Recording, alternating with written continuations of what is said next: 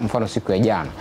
Mmoja kati ya watu ambao wamekuwa akiimbwa sana ni Selemani Bwenzi siku za hivi karibuni, lakini siku ya jana hakuwa kwenye mchezo mzuri sana, na takriban kama dakika 67 tu hivi zikatosha kwa mwalimu Omar Kapilima kufanya maamuzi ya kumuondoa mchezoni na kumfanyia mabadiliko. Lakini timu iliweza kuona namna ambavyo ilicheza, ilipambana, walipantanguliwa bao moja lakini wakarejea mchezoni wakapata bao la pili.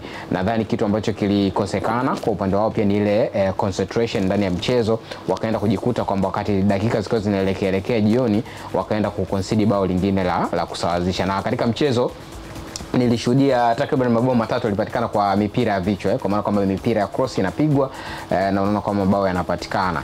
Na pia hata kwa upande wa Ken Gold kile ambacho kilionekana hususan walinzi wao wa pembeni, namna ambavyo walikuwa wanajaribu walipokuwa wanazuia ni kama vile walishindwa kwa contain, kwa maana kwamba washambuliaji wa kikosi cha wapinzani wao ambao walikuwa wanacheza nao kunako siku ya jana, kwa maana Mashujaa kina Jafari Kibaya, namna ambavyo walikuwa na interchange pale juu, Montari ambaye alikuwepo pia.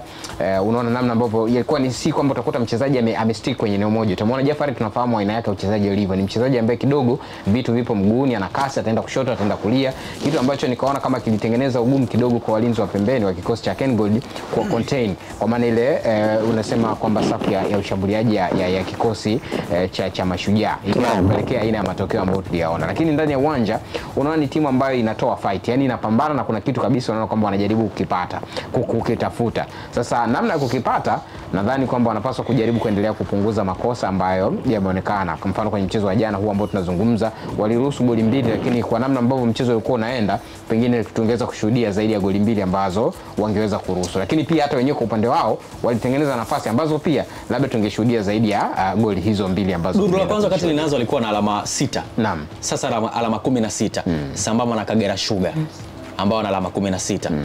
Kwa tafsiri haraka lakini unaona wakipiga hatua fulani hivi. Hatua imeonekana tena sio hatua ndogo, kwa sababu duru la kwanza tunazungumza alishinda mchezo mmoja pekee yake. Lakini so far mpaka sasa hivi tunazungumza wameshashinda michezo miwili nadhani kwenye duru hili la pili, si ndio? Kwa maana kwamba wameshinda nafikiri wameshinda mchezo mmoja pia duru la pili na sare kadhaa jaribu kuweka takwimu nzuri. Lakini ninachojaribu kusema ni nini, ni kwamba ukiangalia aina ya michezo ambayo wameshacheza kwenye hili duru la pili ukilinganisha na michezo ya duru la kwanza ambayo nazungumza takriban michezo tunasema takriban michezo 14, tayari unaona kuna improvement kubwa kuanzia kwenye performance ya team, lakini pia hata aina ya matokeo ambayo anakuwa anayavuna. Kwa hiyo kuna progress ambayo tayari inaonekana. Mimi naona kwamba ni jambo ambalo linawezekana, kwa sababu pia hata hizi timu nyingine ambazo unaziona huku wanaokimbizana nao hawana assurance kwamba wanaweza wakaenda kucheza na kushinda mechi 3-4 mfululizo. Ni timu ambayo unaweza kukuta kashinda leo lakini pia ikakaa mechi 3-4 tena haijapata ushindi. Kwa hiyo kwenye mazingira namna hiyo unamuona kwamba Ken Gold bado anayo nafasi ya kuendelea kupambania hapo, isipokuwa sasa anatakiwa kuhakikisha kwamba anafanyia kazi baadhi ya madhaifu ambayo yanajitokeza, hususan kama hapo timu inafunga lakini pia inaruhusu mabao. Hiyo ni changamoto ambayo anapaswa kuendelea kuifanyia kazi kwa ukubwa, ili angalau iwapeleke mahala pale ambapo wanahitaji. Otherwise story inaweza kaendelea kuwa ngumu. Yani hivi wao kusalia haiwezi ikawa swali la wao kusema tunataka kusalia, ila hilo kwa maana kwamba wazo la kutaka kusalia inabidi walitransform kwenye vitendo, alafu tuanze kuona hivyo vitendo wakipigana ndani ya uwanja wakipambania alama 3 ili kuhakikisha kwamba wanapata hizo alama. Na ukisema in terms of quality, nyongeza ambao wamefanya kina Zawadi Mauya ambao tunazungumza hapa, akina Bernard sijajua ataanza kucheza lini, lakini hata kwa wachezaji wengine ambao tayari wamekwisha kuanza kucheza unaona kwamba kuna hiyo quality ambayo wanayo na wanaweza wakapambana. So bado na Yasin kwa upande wangu sijaiondoa nafasi ya Ken Gold kusalia ligi kuu ya soka ya Tanzania bara, angalau hata kwa kupitia kwenye playoff, kwa sababu hata tofauti ya alama hizo uzungumza tu mtu akishinda michezo 3 hapo story inabadilika. TV3